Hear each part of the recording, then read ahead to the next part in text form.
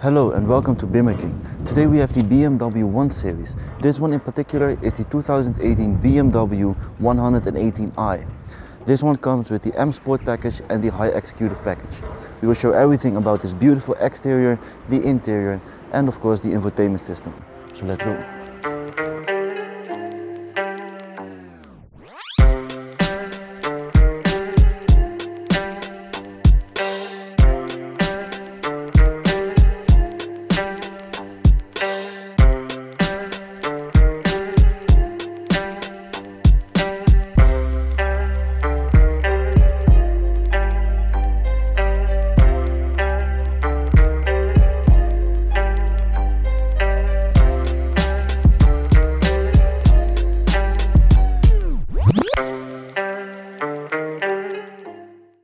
As you might know, this hatchback is supposed to compete with the Volkswagen Golf, the Audi A3 and the Mercedes A-Class, and I think it does a terrific job. Here you can see at the front it has the BMW LED headlights as well as the iconic BMW kidney grille and of course some sportive looking air intakes as well as bumpers. The BMW 118i comes with a 1.5 litre 3-cylinder turbo-petrol engine which produces about 136 horsepower.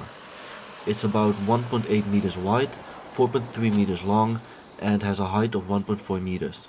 It also has the M aerodynamic packet. Now let's look at the wheels.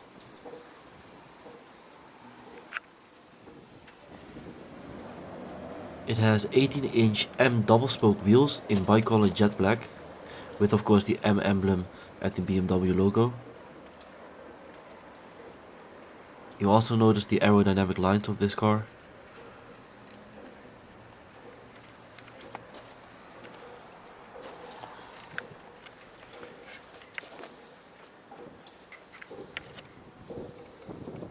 Here you can see the M emblem at the side. You notice the curves of this car. It has some lines going all the way from the back to the front.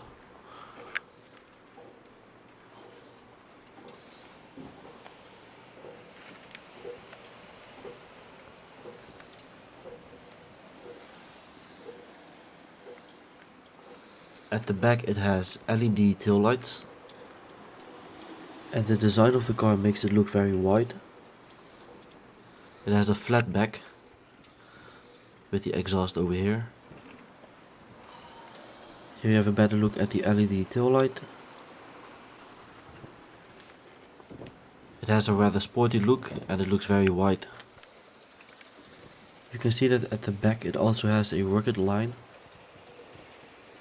Here you have a better look at the line at the side. You can see how much it sticks out.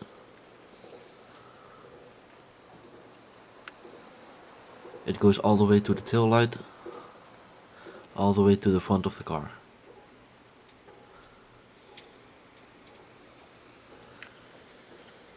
And here you have the M emblem as well.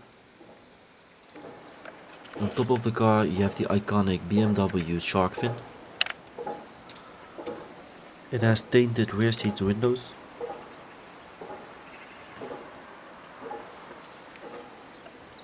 And you can see the lines of the windows, how they curve at the back and go to the front.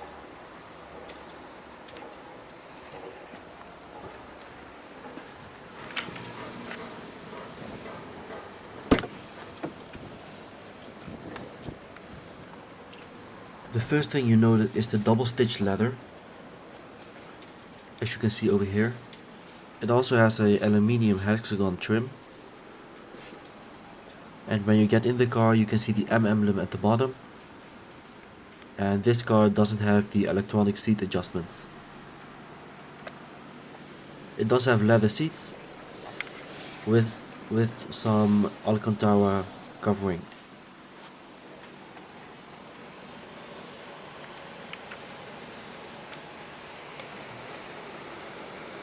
Now let's get in this car and see how it sits.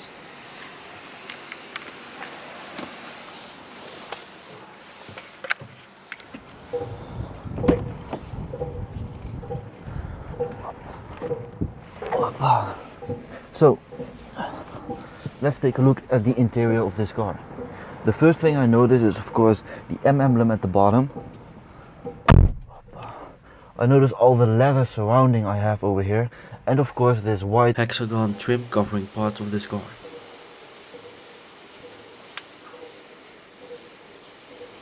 And the steering wheel is leather as well, with stitching on the inside. Furthermore, of course, this is a BMW, so it's sporty, so you can change it between sport mode or eco mode. You can also do that with the steering wheel over here, and you have a lot of shortcut buttons as well. You have buttons for the volume, for the phone, and for speaking assistance. The gauge of this car has a digital display, so let's start the car to see what it looks like. It's a keyless go, so all you have to do is press this button over here. The display shows some digital information at the bottom, such as how hard you are driving and all the kinds of notifications. Furthermore, this car offers a lot of space, such as some space over here, in here as well, and of course at the door you have some space with some cup holders. This particular car also comes with a panoramic roof. The controls for the panoramic roof are over here. You also have the buttons for the SOS and for the light. The center display isn't that big, but for this car it's more than enough. Now let's take a look at the infotainment system and I'll show you everything what it has. So let's press menu to go to the main screen. You can control the infotainment system in two ways. You can either use the controls over here or you can use the touchpad such as this. It has a pretty basic iDrive system.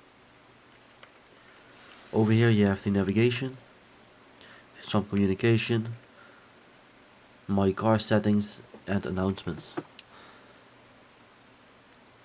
At the My Car settings you have the car settings, iDrive settings. You can also control it with the touchscreen. In car settings you have some lighting options. You can change the interior and the exterior lighting.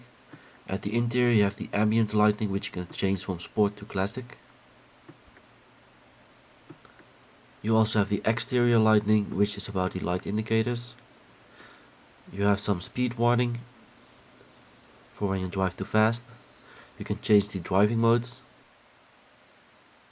You can configure sport modes or Eco Pro mode.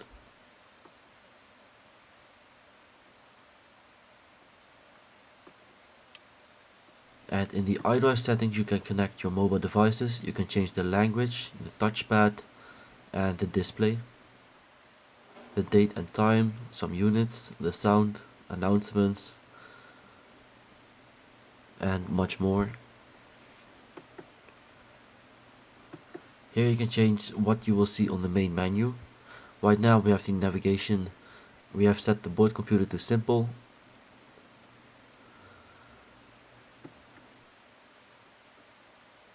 And let's turn on the connected drive to see some live news updates.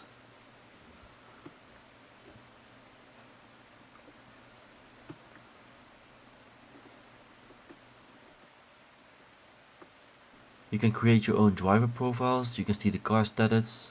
You can see the technique in real time, such as efficient dynamics. You can see the sport display. And you have your driving information. Now, back to the main menu, you can see that we added the connected drive news. It says that smoking areas are not allowed anymore. Here you can see the navigation.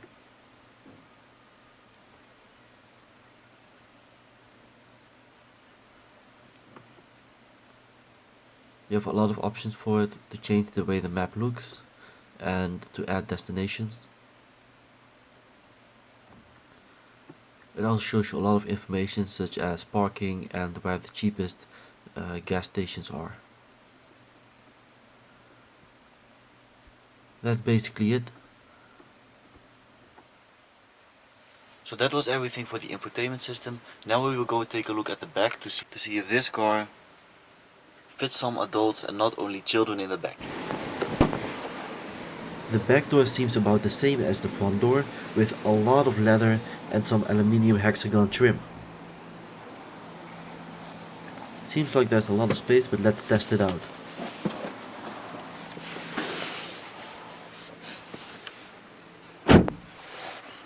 Okay, I'm sitting quite comfortable, and you can see the interior design as well. Here is the aluminium hexagon trim. So as you can see, we are sitting in the back right now. The first thing I notice is this thing here in the middle. That's because this car is not a front wheel drive, it's a rear wheel drive. I noticed that I have enough leg room, even though it's only slightly, but I'm not touching it. Furthermore, my head doesn't really touch the roof of this car, but I seem to have enough space. I think this car can easily hold 4 occupants for long drives and maybe even 5 for short drives, but for long road trips it can easily hold 4 occupants. Now let's go to the final test and let's have a look at the trunk space of this car to see if it has enough space for it going on holidays.